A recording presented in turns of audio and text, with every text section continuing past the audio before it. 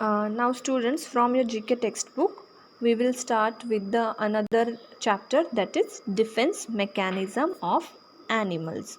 So we are on the page number 8 of your GK textbook. Okay, and under this chapter, defense mechanism of animals, we are going to discuss about the different types of mechanisms, defense mechanisms, which are being used by these animals to protect themselves from the any kind of danger or the trouble. Defence mechanism क्या होता है? Defence mechanism एक तरह का इन animals का एक तरह का संरक्षण करने का तरीका होता है. संरक्षण मतलब अपने आप को बचाने का एक तरीका होता है जिससे ये एनिमल्स किसी भी खतरे से या किसी भी तरह के परेशानी से अपने आप को बचा सकते हैं. ठीक है, so let's start. So what do you see in this first picture? So this is the picture of an animal which is named as horned lizard. इसको क्या बोलते हैं? Horned lizard. And the defense mechanism which this animal used to protect itself from any kind of danger is that it inhales air and expands its body size to look bigger and strong. ये जो horn lizard है ये क्या करती है, कोई भी उसको जैसे खतरे का संकेत मिलता है या उसको कोई भी खतरा महसूस होता है तो ये हॉर्न लिजर्ड अपना क्या करती है, डिफेंस मैकेनिज़्म यूज़ करती है. और उसके डिफेंस मैकेनिज़्म क्या है? उसका डिफेंस मैकेनिज़्म ये है कि ये ना बहुत ज़्यादा जो है हवा अपने अंदर इनहेल करती है. मतलब वो बहुत ज़्यादा हवा अपने अंदर लेती है. इनहेल करना मतलब श्वसन करके अंदर वो हवा लेती है और उस हवा के वजह से क्या होता है, उसका बॉडी साइज़ एक्सपांड होता है, उसकी बॉडी बड़ी लगने लगती है और उसका साइज़ बड़ा दिखने लगता है और उस वजह से क्या होता है, वो बड़ी और स्ट्रॉन्ग दिखने लगती है. तो this is the defence mechanism for the horn lizard. Okay, and where we can find horn lizard? We can find horn lizards in the deserts और इन सेमी डेजर्ट. ये जो हॉर्न लिजर्ड है वो कहाँ पाई जाती है? वो जो डेजर्ट्स होते हैं, जो रेगिस्तान होते हैं, वहाँ पे पाई जाती है. Okay, now the next animal. This animal is known as hairy frog. क्या बोलते हैं इसको? Hairy frog. Why it is called hairy frog? Because it has hairs on its body. आप अगर यहाँ पे देखोगे केयरफुली तो यहाँ पे इसके बॉडी पर क्या बने हुए हैं, यहाँ पे उसके बॉडी पर बहुत सारे बाल बने हुए हैं. That is why this frog is called as hairy frog. And now let's learn about its defence mechanism. तो इसका डिफेंस मैकेनिज़्म ऐसा है कि इसको जैसे ही पता चलता है कि कोई चीज़ मेरे ऊपर अटैक करने वाली है या मेरे ऊपर कोई खतरा आने वाला है, जैसे उसको खतरे का संकेत मिलता है तो ये क्या करता है, अपने जो पहिए हैं, पीछे के पहिए हैं, उनके जो बोन्स है उसको क्या करता है, वो ब्रेक करता है. वो बोन्स ब्रेक करके उसके जो पीछे के जो क्लॉज है, उसके क्लॉज फिर वो कैट के जैसे शेप के बनते हैं, ऐसे वाले शेप के बनते हैं और उस वजह से वो अपने ऊपर जो भी एनिमल अटैक करने वाला है उसको क्या कर सकता है, वो डरा सकता है. तो ये है इसका defence mechanism. I hope you have understood what is the defence mechanism for the hairy frog. What they do is when they feel some kind of a danger is coming towards them और some kind of attack is going to happen on then they do what they do, they break their bones and they break their own toe pads का bone. They break their toe pad bones and they allow cat like claws to come out and scare away the attackers. ठीक है, now next animal. This animal is known as opossums. इसको क्या बोलते हैं? opossums. opossums are of the size of cats. ये कैसे दिखते हैं? ये कैट के साइज़ के होते हैं, मतलब ये बिल्ली के जितने होते हैं साइज़ में. And when they feel they are in real danger They pretend to be dead and produce a smell like that of a dead body. This makes their attackers lose interest and go away. So ये जो opossums है वो क्या करते हैं, जब भी उनको ऐसे लगता है कि मेरे ऊपर कोई दूसरा जानवर, दूसरा एनिमल अटैक करने वाला है, तो वो ऐसे प्रिटेंड करते कि जैसे वो मर चुके हैं. They pretend like they are a dead animal. And फिर उनके बॉडी से जैसे डेड एनिमल से जैसे एक ओडर आती है, एक गंदी वाली स्मेल आती है, वैसी वाली स्मेल उनके बॉडी से आने लगती है. तो उससे क्या लगता है, जो दूसरा एनिमल इसके ऊपर जो अटैक करने वाला है उसको लगता है कि ये तो मर चुका है, और उस वजह से वो उसके ऊपर अटैक करना छोड़ देता है. तो this is the defence mechanism of opossum. Okay, now next animal. This animal is known as electric eels. इसको क्या बोलते हैं, electric eels. They live in the water. Okay, ये एनिमल कहाँ पाया जाता है, ये एनिमल पानी के अंदर पाया जाता है. Electric eels are long South American fish which can generate strong electric shocks to kill their prey and scare away their attackers. Okay, जो इलेक्ट्रिक ईल है इसके नाम से ही पता चल रहा है कि इसके अंदर एक एबिलिटी है जिससे वो एक इलेक्ट्रिक शॉक जनरेट कर सकते हैं. अपने बॉडी के अंदर ये इलेक्ट्रिक शॉक जनरेट कर सकते हैं. इनके बॉडी में एक तरह का करंट तैयार होता है जिस वजह से जो भी कोई इसके पास आएगा, इसको टच करेगा, उसको क्या हो जाएगा, वो इलेक्ट्रिक शॉक लगेगा. और उस शॉक की वजह से जो भी एनिमल इसके टच में आएगा वो एनिमल क्या हो जाएगा, वो एनिमल उस शॉक के वजह से मर जाएगा या वहाँ से भाग जाएगा. So this is the defence mechanism for the electric eels. Okay, they live under the water. और इनका जो इलेक्ट्रिक शॉक होता है वो इतना पावरफुल होता है कि उससे कोई भी एनिमल डर के भाग सकता है या मर भी जा सकता है. Next animal is rattlesnake. This animal is called as rattlesnake. So, rattlesnakes are called rattlesnakes because of the rattle-like structure they have on the tips of their tails. तो इनको rattlesnake किसे क्यों कहते हैं, क्योंकि इनके जो टेल है, इनकी जो पूँछ है, वहाँ पे एक रैटल लाइक स्ट्रक्चर होता है. रैटल मतलब झुनझुना. हम जो छोटे बच्चों को खिलौने के तौर पे देते हैं ना, जिससे आवाज़ आती है, झुनझुना बजाते हैं छोटे बच्चे, है ना, बेबीज़. तो उसको क्या बोलते हैं, जो बच्चों के हाथ में झुनझुना होता है उसको हम रैटल बोलते हैं.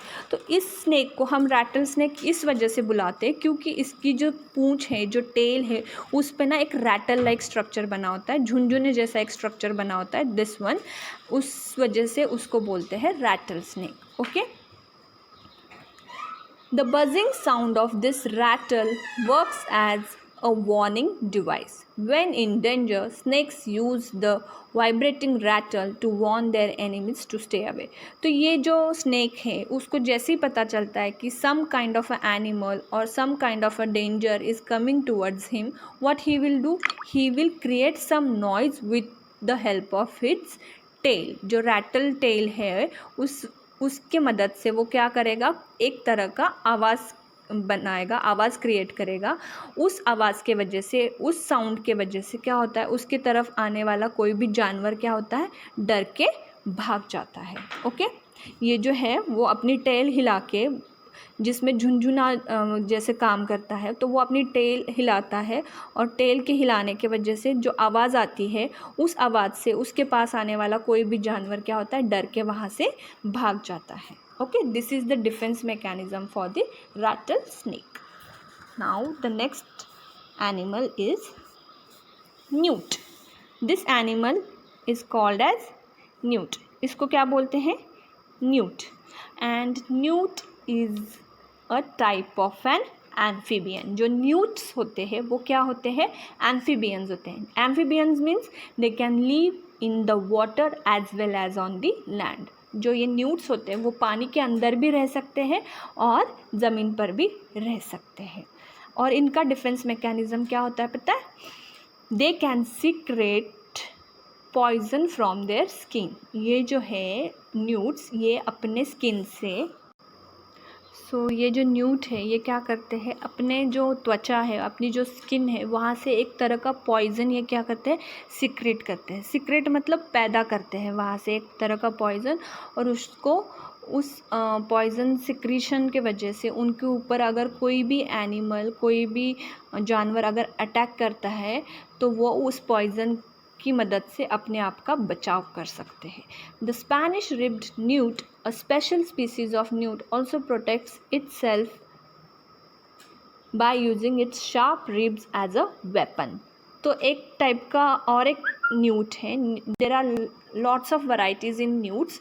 The one type of newt whose name is Spanish ribbed newt, it has a special structure in its body. जो उसकी जो बॉडी है उसमें एक अलग तरह का स्पेशल स्ट्रक्चर है, जिसमें वो क्या होता है, उसके जो रिब्स हैं, जो उसकी जो क्या बोलते हैं रिब्स, मतलब जो उसकी जो छाती की जो हड्डी होती है, जो उसकी चेस्ट की जो हड्डी होती है उसको क्या बोलते हैं, रिब्स. तो उस रिब्स क्या होती है, रिब्स बहुत उसकी शार्प होती है, और उस शार्प रिब्स की वजह से उसका इस्तेमाल वो एक तरह के हथियार के जैसे यूज़ कर सकता है वो अपने रिब्स को, और उसकी मदद से वो अपने आप को बचा सकता है किसी भी खतरे से. ओके, सो पता चल गया न्यूट्स का डिफेंस मैकेनिज्म क्या है.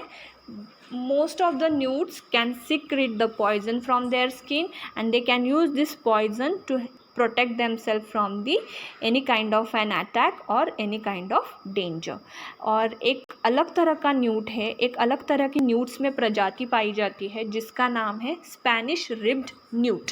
जो स्पेनिश रिब्ड न्यूट होता है उसमें क्या होता है, उसकी जो रिब्स है, जो उसकी चेस्ट बोन्स है, जो चेस्ट की बोन्स होती है वो इतनी शार्प होती है, इतनी नोकीली होती है. शार्प मतलब इतनी नोकीली होती है कि उसका इस्तेमाल वो एक हथियार के जैसे कर सकता है, और उसके वजह से वो अपने आप को किसी भी खतरे से बचा सकता है. Okay, so now let's move on to the exercise related to this chapter. Quick quiz. Okay, quick quiz. First question, what is the only animal to grow antlers that are branched and shed every year? तो एक ऐसे तरह का animal है, जानवर है, जो हर साल एंटलर्स ग्रो करता है, यानी सिंग ग्रो करता है. एंटलर्स मतलब सिंग, जैसे गाय भैंस को सिंग होते हैं ना, वैसे सिंग ग्रो करता है एंटलर्स, और उसको ब्रांचेस भी आते हैं. ब्रांचेस मतलब वो फिर बढ़ता भी है, उसके जो एंटलर्स है वो बढ़ते हैं, उसको ब्रांचेस निकलते हैं, जैसे ट्रीज़ के ब्रांचेस होते हैं, पेड़ों के ब्रांचेस होते हैं, वैसे ब्रांचेस निकलते हैं, और वो फिर अपने आप झड़ भी जाते हैं. ओके, तो अपने आप झड़ भी जाते हैं. तो वो कौन सा एनिमल है? The name of that animal is deer. What is the name of that animal? Name of that animal is deer. There is a help box provided over here. यहाँ पे एक हेल्प बॉक्स दिया है, उसके मदद से हम ये सारे ब्लैंक स्पेसेस फिल कर सकते हैं. So the correct option will be deer. Okay, now the question number 2. Which sea animal comes to land to lay eggs? So we have to name that animal. It is a sea animal, but it comes on the land to lay its eggs. ये जो animal है, ये जो जानवर है, वो पानी में रहता है, समुंदर में रहता है, पर जब भी उसको अपने अंडे देने होते हैं, एग्स देने होते हैं, तो वो क्या करता है, एग्स देने के लिए, स्पेशली वो एग्स देने के लिए, अपने अंडे देने के लिए वो ज़मीन पर आता है. तो दैट एनिमल इज टर्टल. कौन है वो animal? It's turtle. Next question number 3. Which animal is endangered because of its ivory tusk? So इन्होंने पूछा है ऐसा कौन सा एनिमल है जो अपने आइवरी टस्क के वजह से डेंजर में है, खतरे में है, उनका इस वजह से बहुत ज़्यादा उनको मारा जाता है, पकड़ा जाता है, और इस वजह से इनकी जो संख्या है वो दिन ब दिन घटती जा रही है. तो that animal is an elephant. जो एलिफेंट के दांत होते हैं, जो बड़े बड़े उसके आपने बाहर के दांत देखे होंगे एलिफेंट के, उस दांतों की वजह से एलिफेंट्स को क्या करते हैं, बहुत ही ज़्यादा मात्रा में उनको पकड़ के मारते हैं और उनके जो दांत हैं उनको बेचा जाता है। तो इसी वजह से दिन ब दिन एलिफेंट्स की, हाथियों की संख्या कम होती जा रही है और इसी वजह से वो एनिमल अभी इस कगार पे है कि शायद वो इस दुनिया से ही नष्ट हो जाए। जैसे डायनासोर्स हो गए, एक्सटिंक्ट हो गए डायनासोर्स। एक्सटिंक्ट मतलब वो अब है क्या, अर्थ के ऊपर है क्या कोई भी डायनासोर मौजूद? नहीं। तो इसी तरह से endangered animals means they are on the way to get extinct. तो इन वजह से जो एनिमल जो एलिफेंट है इसका इतने ज़्यादा मात्रा में शिकार हो रहा है कि वो अभी एंडेंजर्ड एनिमल बन गया है। सो क्वेश्चन नंबर 3 का answer is elephant. Now question number 4, which is the world's largest animal? Yes, the world's largest animal is known as blue whale. दुनिया का सबसे बड़ा एनिमल कौन सा है? दुनिया का सबसे बड़ा एनिमल है blue whale. Okay, next question number 5,